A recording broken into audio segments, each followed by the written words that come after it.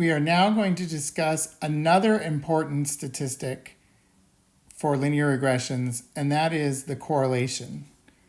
This is a concept that we introduced in probability, and we said that the correlation between two random variables x and y is given by rho, or the correlation of x and y, which we said was the covariance of x and y over the standard deviation of x and the standard deviation of y.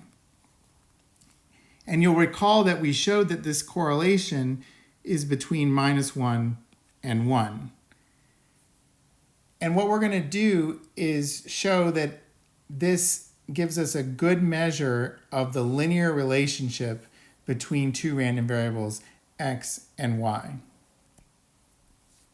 We will consider that x and y are linearly related. We're going to say that y is equal to beta 0 plus beta 1 x plus epsilon. And we're going to assume that the pair x and y actually has a bivariate normal distribution, where the correlation is rho. Then the covariance of x and y is actually the covariance of x with beta 0 plus beta 1 x plus epsilon. That's the covariance of x with beta 0 plus the covariance of x with beta 1 times x, and then plus the covariance of x with epsilon. And that's due to the bilinearity of covariance. Well, beta 0 is a constant, so this covariance is 0. And x and epsilon are independent because epsilon is supposed to be that random error, so that covariance is going to be 0. And so what we're left with is beta 1 times the covariance of x with itself. The covariance of x with itself is just the variance. And we could write this, if we'd like, as beta 1 times standard deviation of x squared. Okay, now we can use our formula for correlation, now that we understand what the covariance is. And so the correlation is going to be the covariance between x and y, which is beta 1 sigma x squared. And we're going to divide that by sigma x, sigma y. Standard deviation of x, standard deviation of y.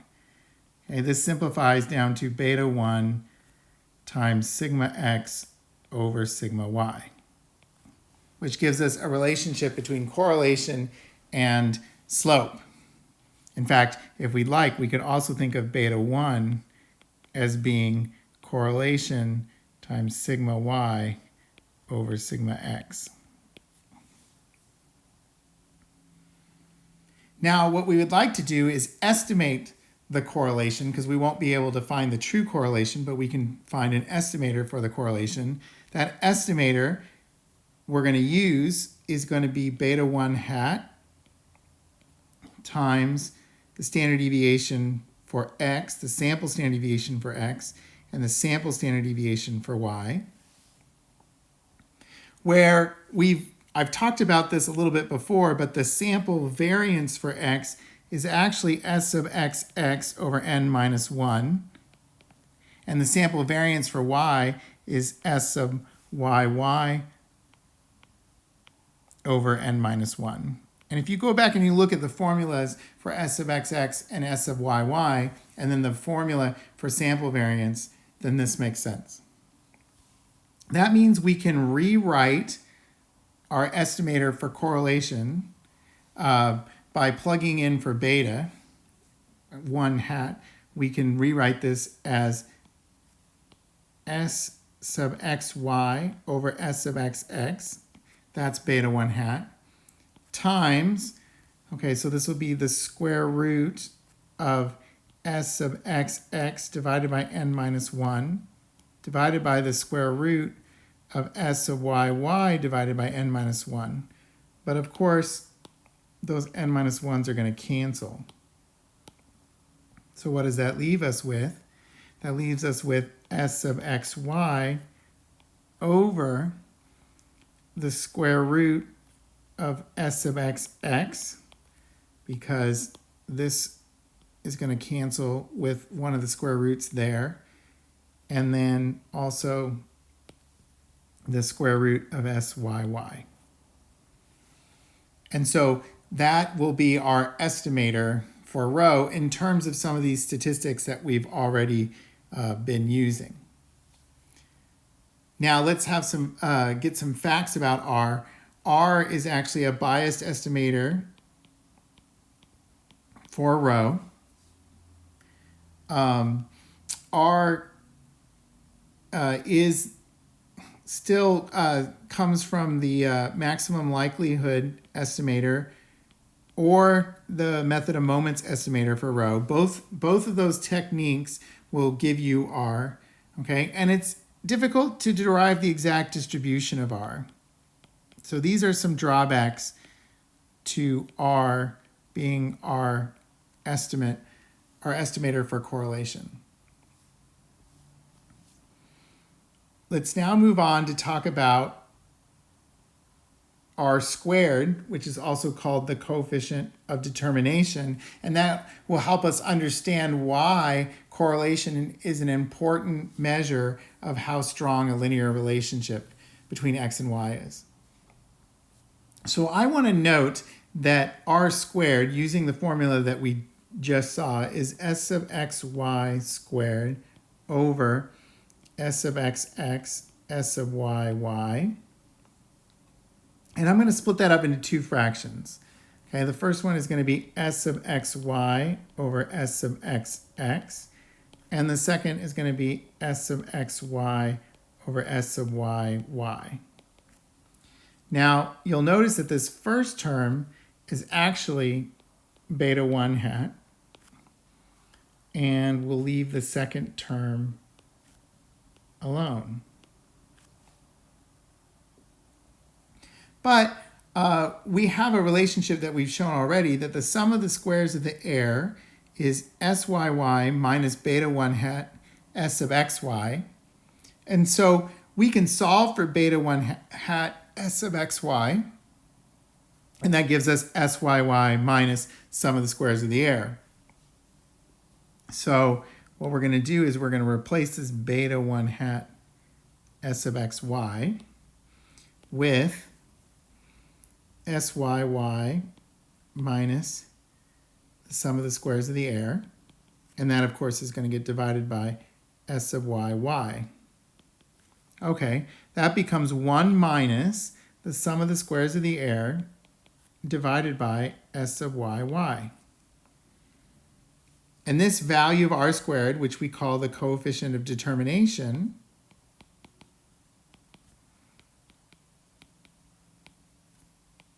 is going to describe the variance in y that is explained by the linear relationship between y and x. So if the regression line is a good fit, then the sum of the squares of the air is going to be small. That's what makes a good fit, right? So that would make r squared, if SSE is small, that's going to make r squared be approximately 1, because SSE is small. But if the regression line is a poor fit, then the sum of the squares of the air is going to be about the same as the sum of the squares of the y's, and then r squared is going to be closer to 0. Okay, so the better the fit, the smaller the sum of the squares of the air. That makes sense. And that means that our regression line will, or r squared for our regression line will be closer to 1. Now note that since the sum of the squares of the error has to be less than or equal to the s of yy, then our r squared value is always going to be between 0 and 1. So a lot of times you see with data that they report an r squared value, and they report that because it describes the variance in y that is explained by the linear relationship between y and x. And I'll talk about a little bit of that when we get to the examples. Okay, let's move on to our last new topic, and that's going to be a hypothesis test for rho. So we want to know, how do we tell if two random variables are actually correlated? So our null hypothesis will be that x and y are linearly uncorrelated. Yeah, that's when rho is 0. There's no correlation. And then x and y are linearly correlated. That's going to be when rho is not equal to 0. These hypotheses are actually equivalent to the hypothesis test that we ran before when we said, is the slope 0? In which case we said that there was no linear relationship.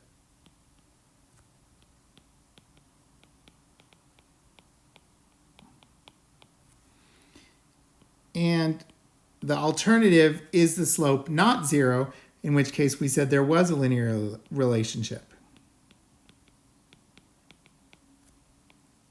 So it turns out this is the same hypothesis test as it was for the slope. Now, why is that? Well, recall that we said that r was equal to beta 1 hat times the square root of s of xx over s of yy. So in fact, we can rewrite beta 1 hat in terms of r just by dividing by that square root. Then the test statistic for the slope that we got before was we took beta 1, we subtracted 0, and then we divided by the standard error for beta 1, which was s over the square root of s of xx. Now, sorry, that's beta 1 hat minus 0. If we're comparing beta 1 to 0. Then beta 1 hat we just saw is r times the square root of s of yy over s of xx.